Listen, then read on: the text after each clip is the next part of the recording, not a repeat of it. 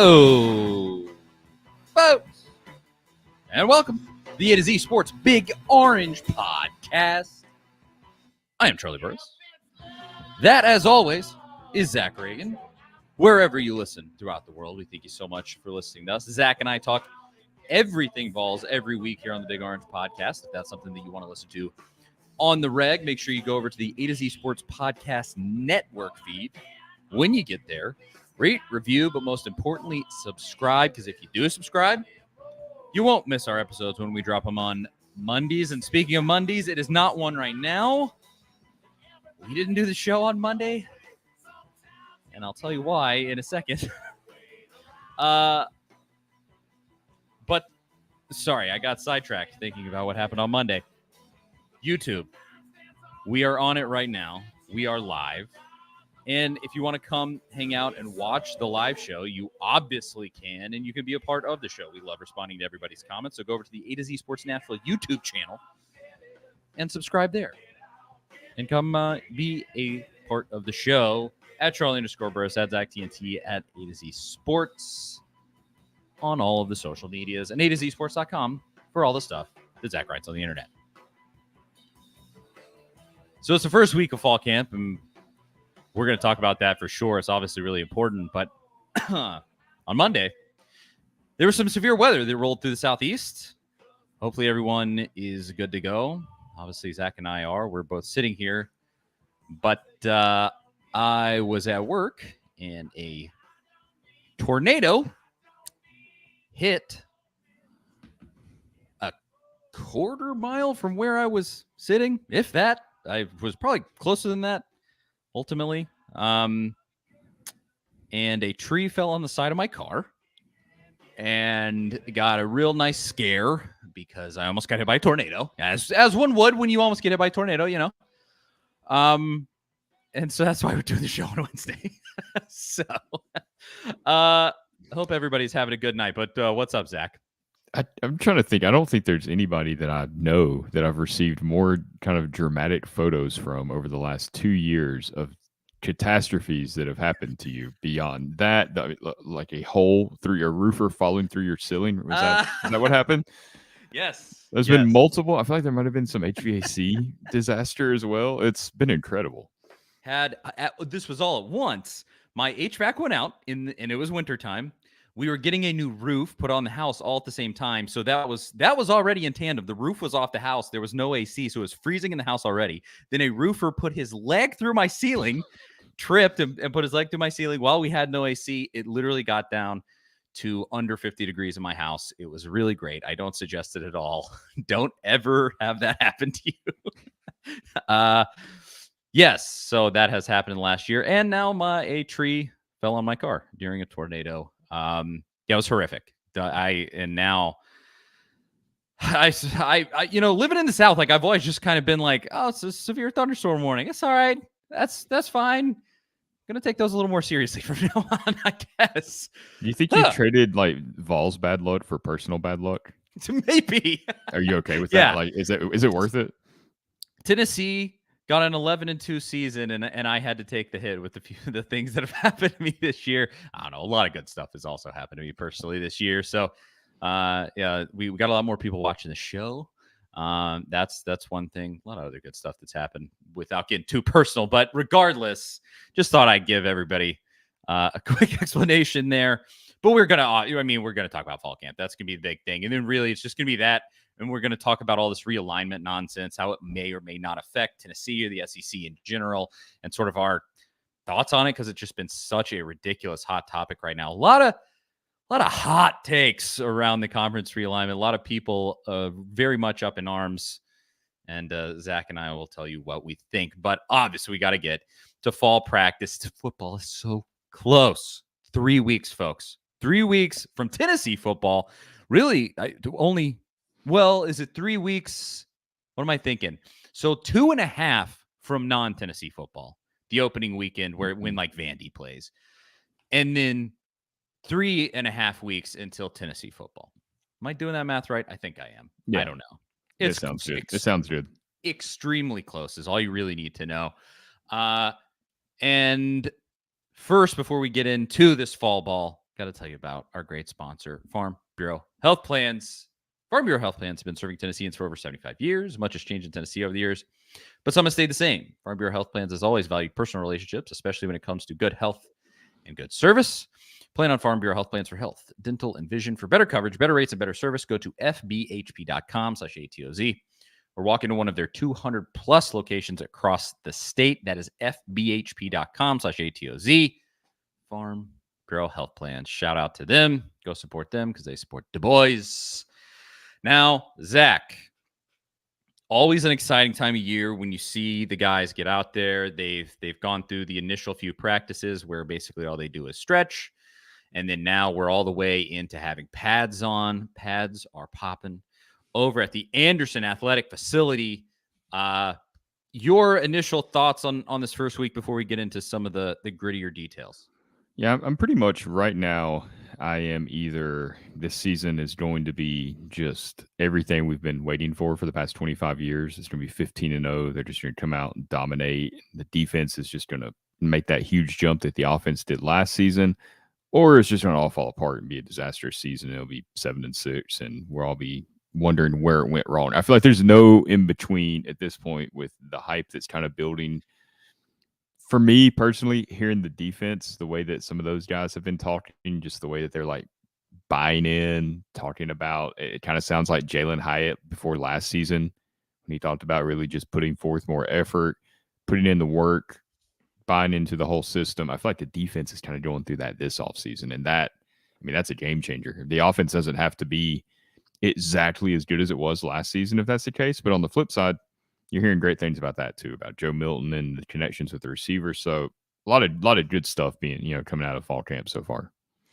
Absolutely. Yeah, I mean, it's been some of what the offense has been saying about the defense. It's really exciting. I think it was McAllen Castles maybe today, I think earlier today on Wednesday. And he brought up a whole series of dudes on the defense and just kind of named off a lot of them. One of them in particular that has apparently stood out, and I think to me personally, this is exciting. I think for a lot of Tennessee fans it would be, but Arian Carter, who is a true freshman. A lot of people have been pointing out that he just looks like a grown man out on that football field, and they're obviously from his own teammates, there's this talk sort of like, I think he's going to be an immediate contributor. He looks like an absolute dude out there.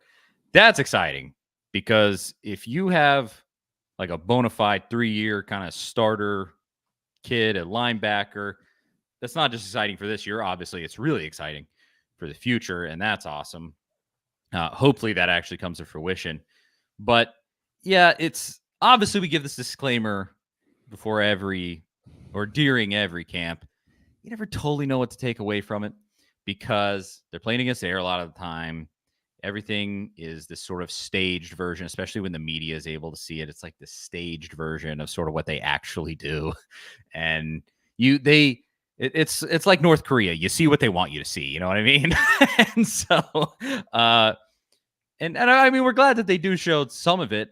What I have been impressed by, I will say this, they've given a lot of just different media availabilities. They've had, your defensive line coach, and today what Kelsey Pope spoke, and you've had some variety, and then also players too. A lot of different players have been able to speak. Notoriously, Butch was like, he would hide everybody except the kids that knew what to say. Exactly. There was years, I don't think the quarterback, they didn't have a quarterback talk at all for like months, I believe one season. Maybe that was 2017. I can't remember. And he he would never let freshmen talk. I remember Jalen Hurd got the speech as a freshman, and that was a big deal. I was in the Butch Jones' second year, and I feel like he was one of the first true freshmen to get to speak to the media. But I think it's a really good point that you bring that up, because I've noticed that as well. I feel like it's kind of Tennessee selling the NIL aspect of like, hey, we're putting you in front of this camera. You get to kind of show some of your personality, get your face out there, get your brand out there, because that's a part of all of this now. And they want to give those players the avenue to kind of have those moments and to get out there, and maybe they go viral or something and it leads to something big for them. I mean, there's, Jacob Warren, for example, he hasn't done a lot on the field. Very important player for Tennessee. He's like another coach out there. But if you just look at the box scores, it doesn't look like he's an extremely valuable person to the team, even though he is. but he's made some nice NIL deals, and he's been out there doing a lot of this stuff because of the visibility that he's been able to receive, and he's leaned into that too and taking advantage of it. So the opportunities are there, and I feel like Tennessee's helping push that a little bit by letting a lot of these different guys talk. Yeah, everything can be a selling point if you know how to use it. Mm-hmm. And I think that really is a good one, is because being prepared for the NFL is not just on the football field. Obviously, that is by far the biggest element, but a lot comes with that. The NFL, like interviews and stuff like that, that is an expected part of the job where you really have to clock in, Mm-hmm. and no matter how things go, you have to go face the media. You can't be Butch Jones after the Vandy game in 2016 and go scaredy cat run away. That's, there's agreements there where there's media access and things. And so on top of just the social media, getting your name out there, getting these kids in kind of viral clips, which Zach, you are definitely a part of pumping that out. You watch a ton of these interviews, then you post them on Twitter, and they get a ton of likes and retweets or whatever. Re-X's? Is it re-X's now? It gets repost. This is funny. Right before we started this, I looked at my phone, and I'm bad about going to. I don't have the automatic updates on, so I didn't have, like, Twitter had not updated in 2 weeks, I guess, and it finally went through it today. It was getting kind of buggy, and I had lost the classic Twitter logo, and all of that kind of completely changed for me today. Yep, happened to me like 2 days ago. It's rough. It's weird. Yeah, I don't know what this X is, but I don't like it. Elon, change it back, please. We're begging you, Elon. I don't know. It's actually fine. I don't really care. I'm still going to use it. Who am I kidding? Yeah. But we got a couple of good comments already. Nug says, "What's up, fellas? It's almost football time, and Tennessee is so close, so close. You can taste it. I cannot wait." General Nealon, and this leads us into a little bit of a conversation here before we get into the main topic that we're going to talk about with fall camp. But he said, "Are we injury free so far?" As of right now, everybody knock on every piece of wood that is close to you. Yes, except for Cooper Mays, right? Yeah, it may not be serious. Yeah, I think there's a few guys kind of banged up, limited. I mean, that's happened. I think Square White was a little limited. Okay. Cooper Mays, I think, has been out a little more, where they're working other guys at center, which we were talking before the show about this exact conversation about. That could be a good thing for Tennessee. The assumption is Cooper Mays is going to be fine for the start of the season. Obviously, a very important part of that offensive line. But with him being out, you've kind of got some guys that are working that position that, hey, look, you don't know if Cooper Mays has to miss a game, concussion protocol, anything can happen in the regular season. They're building some depth there. They're getting some guys some important experience, first team reps, working beside a left guard. Well, they're still trying to figure out the left guard. We'll get into that. But working on an offensive line, that you would be expected to go in there and win a game with. I think that's really important. And obviously you don't want to see Cooper Mays missing any time. You want him out there. But he's the one guy I feel like is going to be okay in that situation. He knows this offense. He's one of the main team leaders. He can get by. He'll be okay, and it still gives you a chance to build some depth. Yeah, I think as long as it's nothing serious, the banged up, we're holding them out, fine. Be as precautionary as you need to be, because you want these guys for the season, not for right now. You can win the offseason all you want. That's not what really counts. So I'm more than happy to have these guys precautionarily sit out. And so I think that'll be okay. And like I said, everybody just say your prayers, say a blanket of protection for the Haslam Field there. Make sure nobody gets injured. But outside of that, we were going to talk about who has stood out. You can only tell, as we've already kind of said, you can only tell so much from what you see in those media sessions of actual practice. There's been some fun clips, some really nice videos of connections between like Joe Milton and Dante Thornton. A lot of people are getting hyped on Dante Thornton, and some things like that. But just overall, it's tough to know exactly what to take away because they are reps against air a lot of times, yada yada. But what we're just going to try to say who stood out to us, and I'll also include, and I'll actually say this is my first entry into the who is standing out category. It can also count in who is standing out in these media sessions because, as we said, they've been allowing a lot of access to a number of different guys. a dude that I really liked.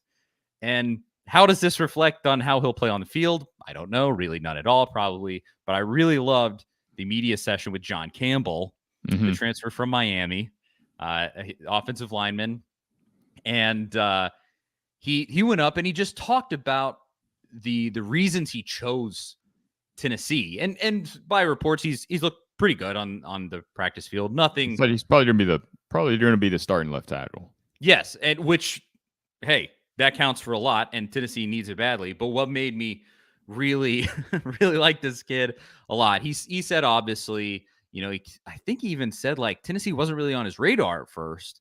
Then he came, and it really changed his mind, and he explained it out. It's a great clip. You should go find it. I think you even posted it, Zach. I think that's where I saw it. Maybe you didn't. Maybe I don't want to give anybody free publicity. That's not what we're here for. No, I don't care. You can find it somewhere. But specifically, he mentioned the fact that Knoxville had Waffle House. It was one of the main reasons he chose Tennessee. And I said, that's a man after my own heart right there. I like this kid. John Campbell's a good guy. Get him an NIL deal. If you don't know, Waffle House it's one of the most beautiful institutions on this great planet of ours. And John Campbell gets it. He just really does get it. So he's my first standout guy in fall practice. I thought he dropped an interesting little note that I'd like to know more about and kind of how this came about. But he mentioned that he worked out into the offensive line to Houston to work out with Trent Williams, and which is future Hall of Fame offensive tackle for the 49ers, like a 10-time Pro Bowler. That's definitely a guy that you'd want to learn from. So immediately I'm thinking, what's this connection? Are they from the same hometown? Did they was Campbell somewhere else? Who knows what the connection might be? The only thing I can find is that Trent Williams, played at Oklahoma when Josh Heupel was the quarterbacks coach at Oklahoma, 06 to 09, I believe. So maybe Heupel set that up a little bit, because not from the same hometown as Campbell. Campbell's at Miami, so there's really no connection there. I couldn't really find anything else that made sense. So perhaps, and I think that's when Joey Hosley was there as well too. So several connections to Trent Williams in Oklahoma through the coaching staff. That would be really interesting if kind of Heupel broke that out, because he also said that Trent Williams was part of why he came to Tennessee. So maybe he was doing his old coordinator, or not position coach, but one of his old coaches a favor. Maybe. I love that. Very cool. And Heupel, it seems like Heupel has like a pretty deep network, because he's had a lot of dudes come to games. A lot of guys came to Orange Bowl. Well, the Giants general manager, when they drafted Jalen Hyatt, mentioned being close with Josh Heupel, and there was really no obvious connection between them either. So just in passing, tells you Heupel's good at building relationships, at least. Yeah, no kidding. That is an interesting note. Well, I'll throw it to you. Who's one of the guys that you've seen stand out so far, has been notable to you, Zach, in this fall camp session so far? Really, for me, it's the entire defensive line. I think that is really the key to this defense this season. Obviously, it helps the secondary out, because they've made it. I think it's been repeated a ton at this point. Almost every defensive lineman or Rodney Gardner, whoever gets up there and speaks, talks about wanting to create more pressure with their front four, and just hearing Elijah Herring talking about having freaks on the D line and the edge rushers being freaks of nature. I mean, you hear that kind of stuff, and it really is like, okay, Tennessee's got some depth. You heard Dominic Bailey talk about this is the deepest defensive line they've had since he's been there. He feels like they can roll out 3 units and not have a big drop off in play. I mean, this is what we've been talking about that Tennessee needs to compete with Georgia. And it doesn't mean they'll beat Georgia this fall, but late in the fourth quarter, you have a defensive line that's a little fresher than it was last year and the year before. And that could help turn that game. I mean, who knows? But that's kind of what you got to have. But Tyler Barron talking about he's bought in like a different guy. We've been talking about him trying to reach his potential for years now. And even listening to him talk at Tennessee's media day, he sounds like a completely different guy. He really does sound bought in, all about the team. What's going to help this team win? And it's like Rodney Gardner said, he's figured out that what's good for Tennessee is going to be good for Tyler Barron. So he's bought into that mentality. Hopefully that translates, but it seems like maybe the defensive line could be a real difference maker this season, even if, just from the depth standpoint. And they obviously have a lot of talent. I think that's the most exciting thing for me. More, we know what the offense has to offer. We know Squirrel White's been, going to be a guy. We know Dante Thornton's been looking good, catching some nice deep passes. He seems like a guy. He spoke to the media today that's really studying the offense, making sure he's got it all down. He said he'd drive to Joe Milton's house sometimes if he doesn't understand the play, just to have Joe explain it to him and so they can go through it together. So he's putting in the work. We know about the running backs. For me, it's definitely the defense. Yeah, I don't think you can understate how ridiculously huge it would be if the defensive line took a big step forward and really became a unit that could specifically help out the defensive backs. And I mean, General Nealand, I probably agree with this. He says in the comments, Willie Martinez is coaching to avoid a pink slip this year. I don't want to bring up negative thoughts like that before the season has even started, but I will certainly say last season, especially after that South Carolina game, I was one that was like, somebody needs to get fired for this, and it's probably Willie Martinez. And so if the defensive line could bring it and get pressure on these quarterbacks pretty consistently and just help with so that the defensive backs don't have to work as hard, that's an incredible place to start for this defense. That would just be huge. And so hopefully that does happen and that this fall camp is actually indicative of what will happen in the season.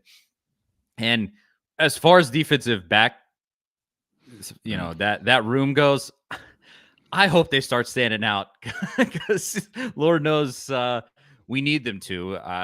There's go ahead. I agree with the Willie Martinez thing. I liked Willie Martinez. He was around during the Butch years. He was always an assistant. I think people liked, but his unit has to perform. Kind of got a little bit of a pass last season because they had some good games. Defensive line wasn't kind of getting the pressure they wanted. They had to blitz a lot. But there was also technique stuff that we saw. I mean, I remember constantly texting about, we got players not looking for the ball. They're going down the field, getting pass interference calls, and they're not even looking back for the ball or underthrown balls that maybe could be intercepted. And instead, it's a DPI call. So you got to see that stuff improve. But also, they didn't really have good depth last year. You were moving people all over the place. Warren Burrell was hurt. Danico Slaughter's playing pretty much every position. It was different. It seemed week to week. He's all over the place. Couldn't really settle in. Kamal Hadden, it looked like he probably shouldn't have been out there quite yet. He might be one of the most athletic DBs on the team, if not the most athletic. He has the ability to be a great defensive back, but he just looked out of place at times. Like he wasn't sure what was going on, let his emotions get the best of him. If he takes another step forward or takes a step forward, you see some of this other stuff kind of go away, then you can have some faith in Willie Martinez at that point. But I do think it's a big season for him. Even if the DL does play better, still some stuff we need to see from that secondary that it's got to go away from some of that stuff we saw last season. Yeah, 100%. We'll just have to see. It kind of damaged me psychologically last season, just having them lay such a giant egg in such a huge spot. I just, I go, even if they have a number of good games, because they had a number of good games last season.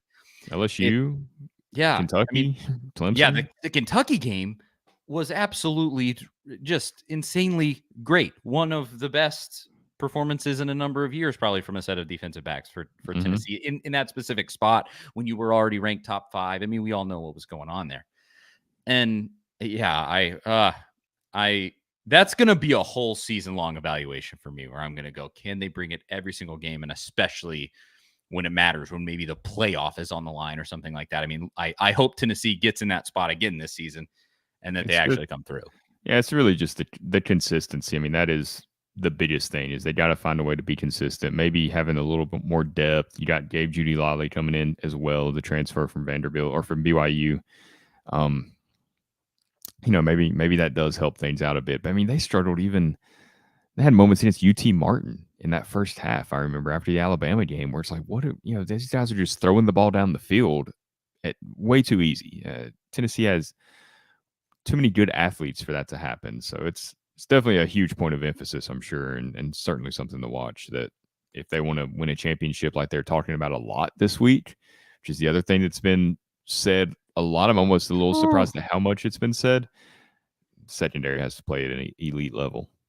Absolutely. Yeah, that was going to kind of be my last point, and maybe we can still shelve it here for another few minutes. But yeah, probably the main thing that stood out to me is the confidence just exuding from this team right now. But before we do go to that, a couple more players. I mean, you already mentioned him. Dont'e Thornton has been one. I mean, the guy is 6'5". Yeah, we saw him in person back at the spring game, and we were Yes. like impressed at just the instant NFL size, long arms. Just looks like one of those dudes. Yeah, he's a burner, and I think is set up perfectly for what Josh Heupel wants to do. And then, I mean, you just add in the speed of Squirrel White, you add in Brew, and that whole set of dudes. That's Ramel Keaton. Keaton, and everybody forgets him. And he had some of the most clutch, huge catches last season.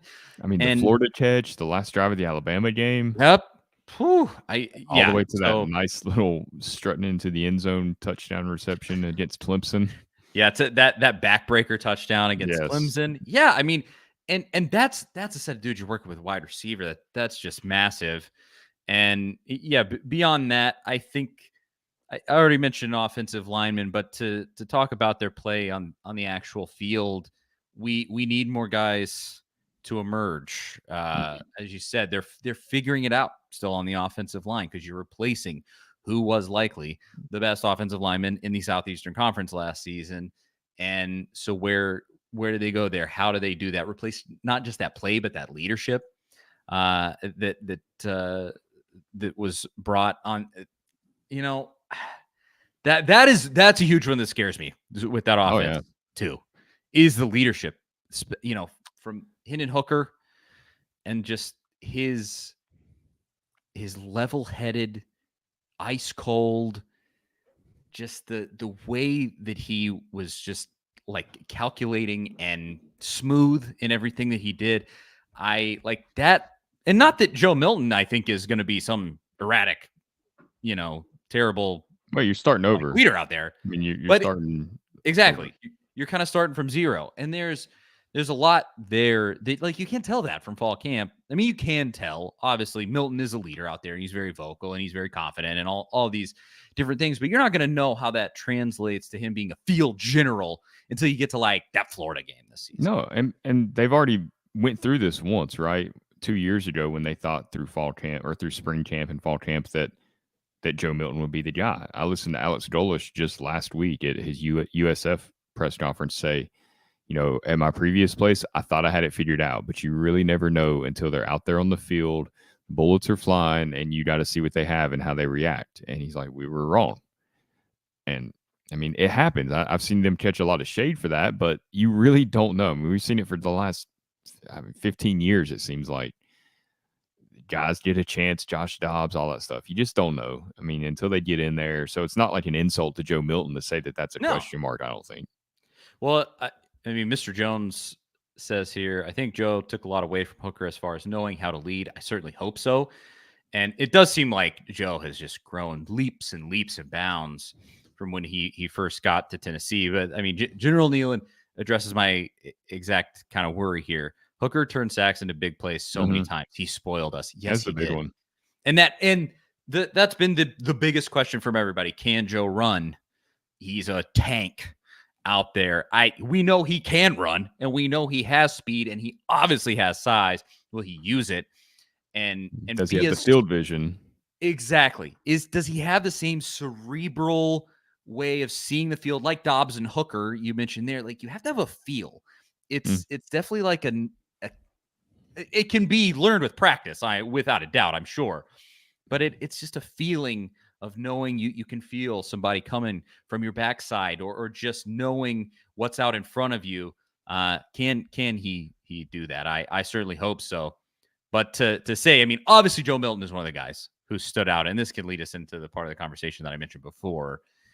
The amount of confident rhetoric, I guess you want to call it, coming from these dudes is, as a Tennessee fan who is obviously damaged by years and years and years of nonsense, it gives me butterflies in my stomach, because obviously the hope of how good you are thinking in your mind that this team could be, and you also think back to when this has happened in the past and it blows up right in your face.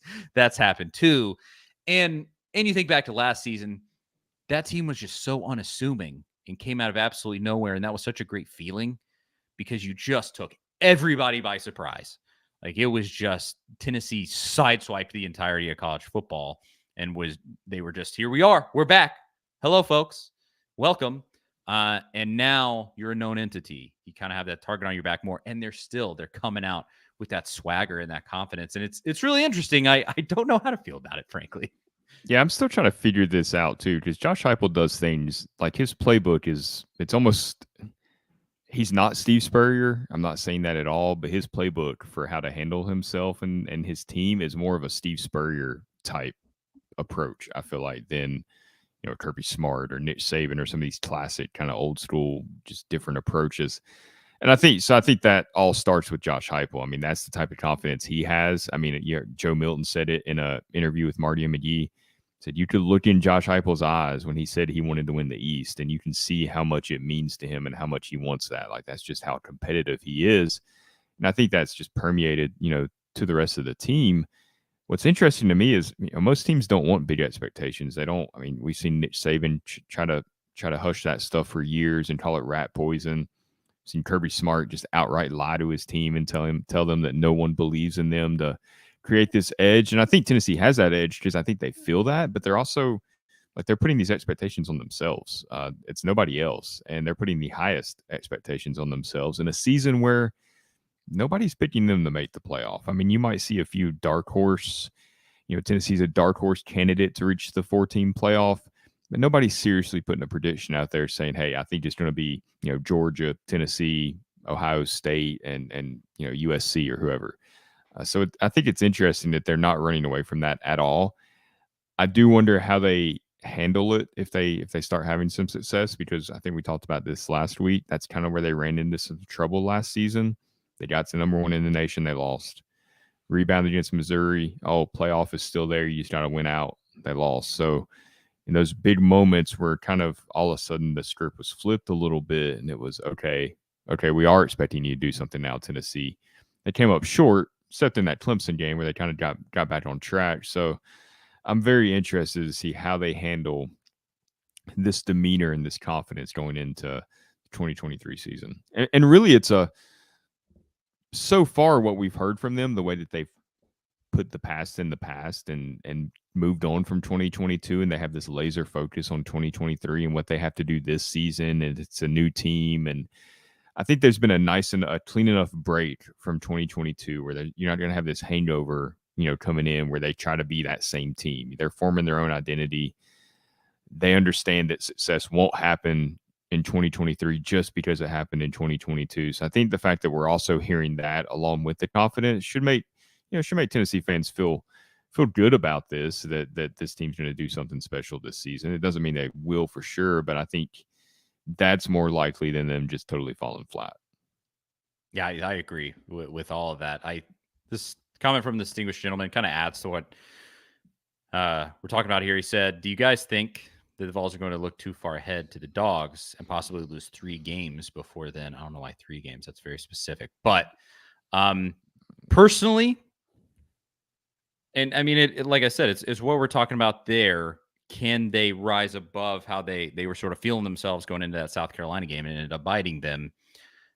Here, you have that potential of coming in too hot on the front end. There's a lot of belief before the season. I don't think so. I mean, that was the storyline before the Kentucky game last year.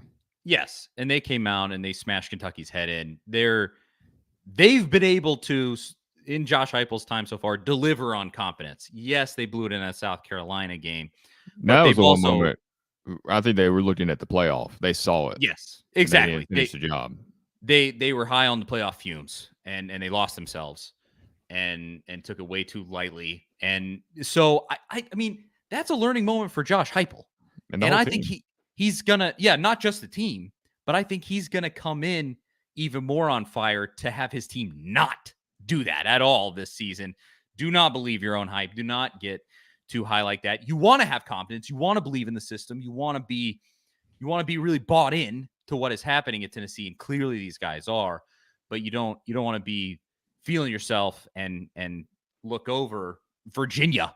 Not that, I mean, I really hope that you don't overlook Virginia. That would be horrendous, at least relative to how good is supposedly Virginia is supposed to be, or how bad Virginia is supposed to be. Yeah. But yeah, I don't think so. There's just too many huge games and landmines. I mean, that Florida game that's one of the biggest games in years for Tennessee in terms of kind of what it means in being able to win in the Swamp for the first time since 2003. Alabama game, the South Carolina game, the emphasis that there's going to be on coming in focused for that South Carolina game. You have them back in Neyland. I don't think so. Personally, is it possible? Without a doubt, because maybe this team just simply isn't as good as we think they will be. They think they will be, but we can kind of finish with this particular conversation. Coaches poll came out this week, the USA Today coaches poll, and Tennessee is top 10. And this was something that a lot of people brought up. The USA Today coaches poll in 1998. Tennessee was number 10 preseason. It's so many people have brought that up. Where they were also preseason number 10 in 2016. Yeah, exactly. So don't count your chickens there. But yeah, so many people have brought up like, oh, the 97 was supposed to be the year, and then 98 was the year, and you changed quarterbacks from 97 to 98. You thought you had the guy in Peyton Manning that was going to win you a title, and then T. Martin actually did it the next year. Yada, yada. Like, a lot of people have brought up all of these kind of parallels. This one obviously adds to that fire. But with that aside, what do you think of the top 10 ranking? I mean, I think that's pretty fair. I didn't love that they were right below Clemson, just because I feel like you beat that's annoying. A kind of the early version of the 2023 Vols, destroyed the early version of the 2023 Clemson Tigers. So I don't really know how that makes sense. But a lot of it's reputation. I mean, Alabama really doesn't have a case to be ranked top 5, if you think about it. They lost their all-world quarterback, maybe the best quarterback Nick Saban's ever had in Bryce Young. You lose Will Anderson, a top 3 draft pick, edge rusher. You've got to replace those guys. We still don't know who Alabama's quarterback is going to be in their preseason, top 5. That doesn't necessarily add up to me, but that's Nick Saban's reputation. He's earned that. More often than not, they've been ranked there, and they've been proven correct, So I guess you just kind of got to take that. But the polls don't mean a whole lot. Tennessee finished unranked last year. Started unranked last year, and they were the number 1 team in the first college football playoff rankings. They moved up that fast. So you can get to where you need to be, especially being an SEC program, if you win the games you're supposed to win.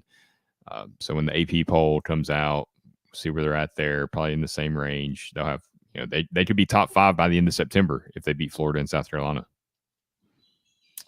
A lot of expectations. Will Tennessee meet them? We will see. However long it may be, I don't know if I did my calculation right, but something like 3-ish weeks. We're going to find out. Anything else with Tennessee, with fall camp specifically, before we move on to talking about all this realignment nonsense that we'll finish the show with? But anything else, Zach? I think it's impressive the amount of players that have stepped up as leaders in the absence of other players leaving. Obviously, we know about Joe Milton, Ramel Keaton kind of stepping into that role, Brew McCoy becoming more of a leader. We already talked about Tyler Barron, Javante Spraggins, who is the other kind of sure thing on that offensive line. He seems like a guy. He spoke to the media, I think it was yesterday or Monday, I can't remember. But he's just seemed all business, very focused, he's a funny guy, great sense of humor, great energy. But you could just tell he just seemed very focused on what they have to do, leading this team, talking about the players coming up, how they can make an impact even after he's gone. I really liked kind of hearing that from him. I think he's going to be they need him to be an NFL draft pick basically on this offensive line this season. So I think that's something worth pointing out as well. Absolutely. And actually, this is an interesting note here. Mr. Jones says, is Nico ready? Something that I found interesting is that Nico really hasn't gotten brought up in much of the conversation around fall ball. He's obviously been early on. Out. He's there, but there hasn't been all of this hype of like, look at Nico nipping at the heels of Joe Milton or anything like that. Cause it has felt like, and I think it really will be the case, if Joe stumbles, Oh yeah, people are going to be calling for it. But that's you. go Joey ahead. Hosley, the offensive coordinator, said I think it was the first day of practice that they feel confident in Nico if he has to go in there. I mean, he's a true freshman.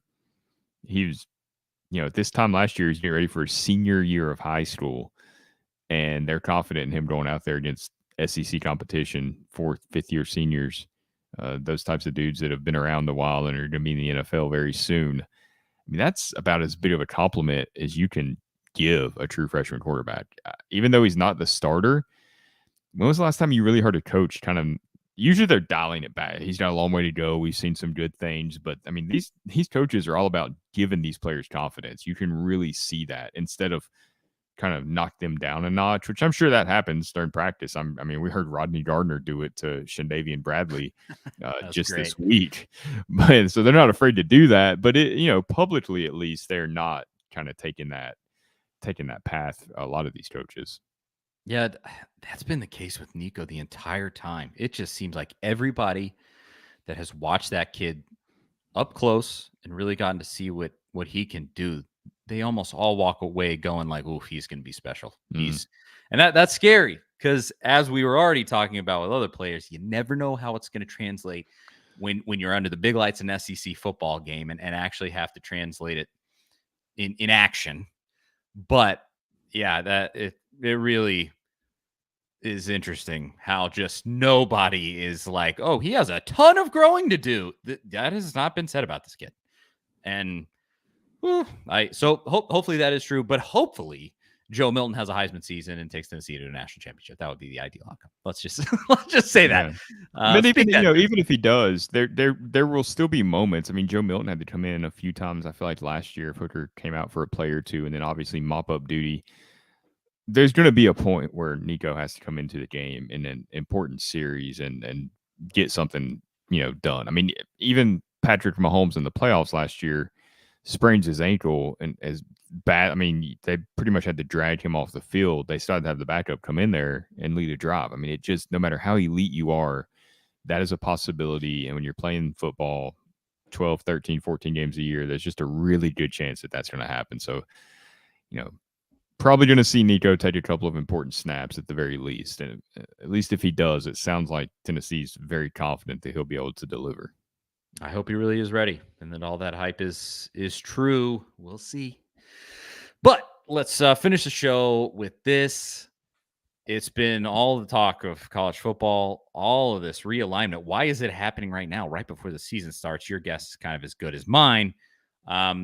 But we're going to discuss it all right after I tell you about Rattle and Snap Tennessee whiskey.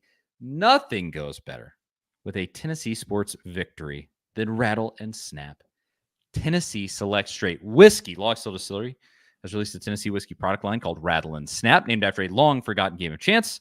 Rattle and Snap is a whiskey for those who make their own luck. There's a 4-year and an 8-year version. I've had both. They are both awesome. They both go great in cocktails. They're also awesome just straight out of the bottle and into a glass. So go find them in stores across the state of Tennessee. They're also available in Kentucky, Indiana, and Mississippi. Run, don't walk to get yourself some Rattle and Snap whiskey for those Tennessee sports victories. Follow them on Instagram at Rattle and Snap Whiskey. Thank you to them. Go stock up on your bottles now because, Lord willing, we're going to be watching a lot of Tennessee victories here in the next few months. This realignment is... I'm sure that other people have this take, but I felt like I have different feelings on it than a lot of people do. There's a lot of takes, especially from the sports media. And I know a lot, every Tennessee fan, we clown on the sports media constantly. Here comes another one here, at least for me. They're just, oh, what a sad day. The Pac-12 is gone and RIP to all of college football. I saw one guy say the Pac-12 falling apart means that we need to send it to Congress and have like laws written up where the NCAA can't do this. A lot of real hot takes about this stuff. My take on it was this. The Pac-12 has been a trash fire for years and years and years. They are essentially non-competitive on the largest stage in college football. And not only that, they're led by a bunch of morons at the league level who screwed up everything, screwed up the TV deals, and just the general running of the conference has just been poor. And they kind of asked for it. This, in a lot of ways, is their own fault. They mismanaged the league. Then USC and UCLA wanted to leave, and so they did because of the mismanagement. And those are your biggest dominoes to fall. This was going to happen. This was always going to happen. It was over when USC and UCLA officially jumped. It was over. And now you're left with teams that already should have been in the Mountain West Conference having to go join the Mountain West Conference. And I just don't, I'm just not that upset about it. The only thing that I dislike is that you are losing some very interesting rivalries that are historical and have always been fun. But you're also turning around and you're going to get a lot of fun football out of it in the leagues that they're joining. It's going to be weird, and it's especially going to be weird in non-football sports, but football pays all the bills, and that's something that a lot of people also don't really want to face the music on. Is that the way that it should be? That's a whole different conversation, but it is the way that it is. And I don't know. As I said, I'm sure there are other people that have this take, and I know a lot of people probably disagree with that, but what did you think about everything that's happened? Yeah, my take ends up being kind of boring because I always view stuff like this as, I don't love certain things that have happened with sports when it changes, but, whether it's a rule, a team changing leagues, divisions, conferences, whatever it might be, like, yeah, I'd rather them not do that, but it's going to happen either way. So let's just move forward instead of thinking about how it was. Let's just, this is how it's going to be. So that's always kind of been my mindset on that stuff. Let's not just, whine about how it used to be type deal. So I don't, the SEC's fine. Obviously, they took care of business. They saw kind of where everything was heading. They went and got the possibly 2 premier schools and brands that they could get, brought them in and kind of closed the doors, and they can be real selective now. And to me, that's all I care about. I'm not going to watch a ton of Pac-12 football anyway. If there's rivalries that are going away, that if I'm being honest, I just wasn't really tuning into that often. Anyway, it's like, okay, I might watch it if it's on, but I'm not going to stop what I'm doing. I'm not going to cancel plans. I'm not going to skip, my kid's baseball game or something to go watch Oregon and Stanford or whatever, Stanford, whoever it ends up being, that these rivalries are going away. It's a mess. It's going to be weird. But, I think college football is undergoing this huge transformation right now that might take 5 or so years to really complete. And the sport's going to look a lot different than it did, previous, what we grew up watching. Obviously, it already does. But I don't think that's a bad thing. I think things have to evolve, especially with all the money in the sport right now. I think there's a lot of ways that you can make things better. And the money going into the sport is also, you're seeing that show up on game days too. I mean, look at the experience at Tennessee and how that's improved. I mean, we know Tennessee made quite a bit of money the last calendar year. I can't remember, the Athletic reported. Do you remember how much it was? I mean, it was a significant amount, right? Yeah, a ton. But you're seeing it's like millions and like maybe millions.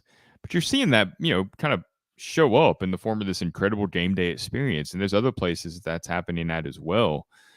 So, I mean, I don't know how all the puzzle pieces are going to fit together, but I think it's something that kind of has to happen, and it's got to go through this evolution, and we'll just see what it looks like on the other side. It's going to look a lot different, but ultimately football's still going to be played on Saturdays. You're still going to have these great, cathedrals of college football hosting these games. You get to see that every Saturday, and as long as that remains, we'll figure out the rest.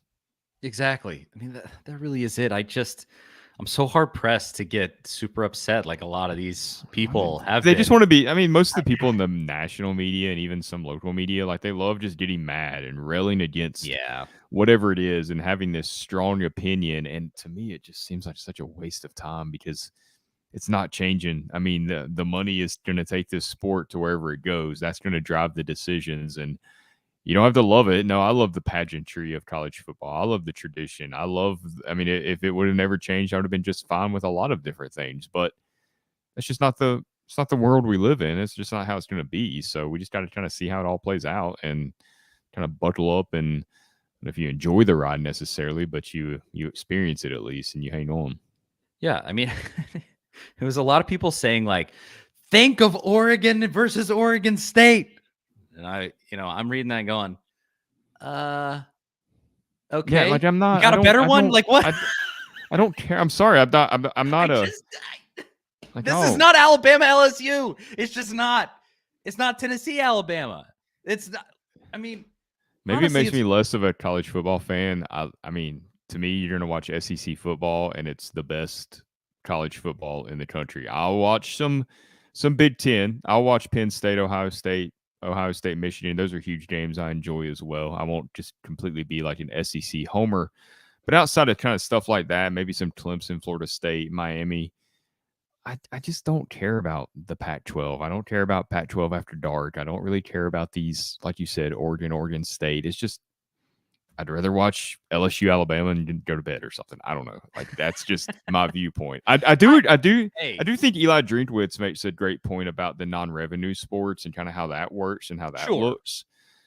Traveling from Oregon to New Jersey so they can play Rutgers, that doesn't make a lot of sense, and that is annoying for the student athletes. It's annoying for a family member that maybe has never missed a game of their, what kid or whatever, and now they got to fly to New Jersey or figure out that. I mean, that it's collateral damage, though. I mean, it's not. It is what it is. It's not going to change. I don't love it. I wouldn't love it if I was the parents of those kids. But again, what are you going to do?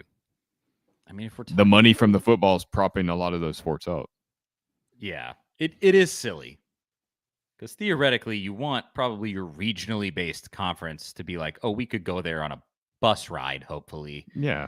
But ultimately, I mean, even, what is it, 2 extra hours on an airplane? It's not like it's like some totally life-changing, you're going to, Dubai. Yeah. Yeah. I'm actually kind of excited to see Oregon, Ohio State. Yeah. Ohio State, USC, Michigan, USC. Like, that's interesting. That's an interesting game. Those are much better games than USC, Washington State. Yeah, I mean, USC. Derek, he says it right here. USC in the big house. That's wild. Yeah. That's a good point, yeah. It's going to be fun. There's going to be a lot of new games that you get to experience that, we wouldn't have previously experienced that will be worth it. It's worth sacrificing Washington State, Oregon, or something. I don't know. And probably the funniest thing out of all of it, you have Florida State being a beggar. So just bringing up the caboose here, just being like, so who wants to take Florida State? Huh? And, the SEC is looking around being like, not here, Chief. I don't know. There's some legalities, too, that kind of make leaving the ACC tough at this point as well. Yeah. And that one, I saw they also have an element. They're looking for like private equity investment and some stuff. Like, Florida State's doing some things right now, but joining the SEC, in my personal prediction, I don't think will be one of them. Will be one of the things that ends up happening. Maybe. I don't know. I mean, if they would be one of the programs I think that could fit, though, that has kind of a good game day atmosphere. Clemson's the obvious one. I feel like I've always thought West Virginia Tech.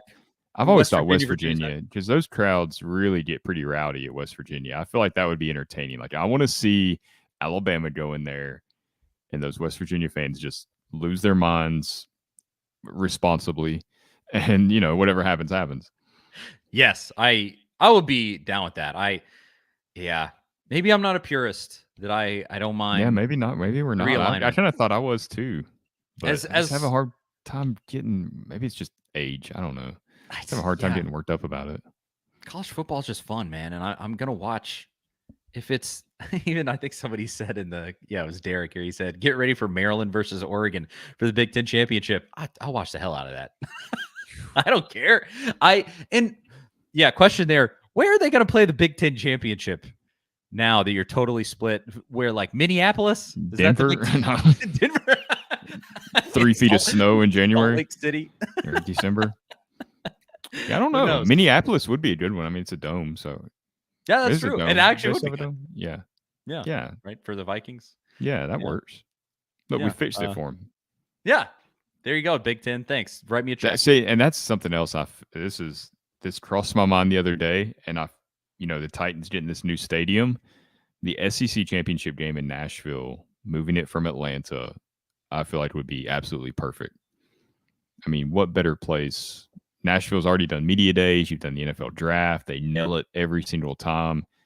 play the SEC championship game there. I mean, get it out of Georgia in that terrible state, move it to Tennessee. Kind of a neutral game, as Vanderbilt's never ever going to be in it, so it's a neutral site. I think it works out just fine. That's undoubtedly what they're shooting for with that stadium. I mean, you look at those renderings. No, Super Bowls, all kinds Super of Bowls, events. championships. They want, a bigger bowl game. Like they want something along, those lines.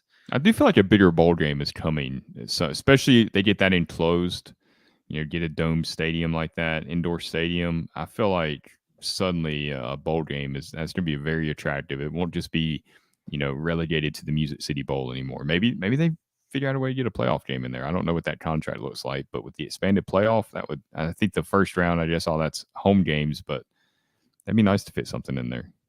It really is crazy. I can't believe from being born there in Nashville, like it's almost hard to believe that I'm saying like Nashville is really like it's becoming the real deal.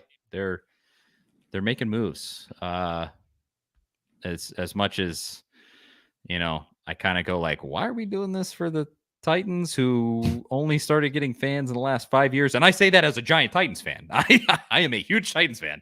Unless they start Will Levis this season, and then I'm going to be a Detroit Lions fan maybe. But no, it is. Anywho, I could talk about that for a while too, so let's not go there. Think that's a show. Anything else for the good folks at home, Zach?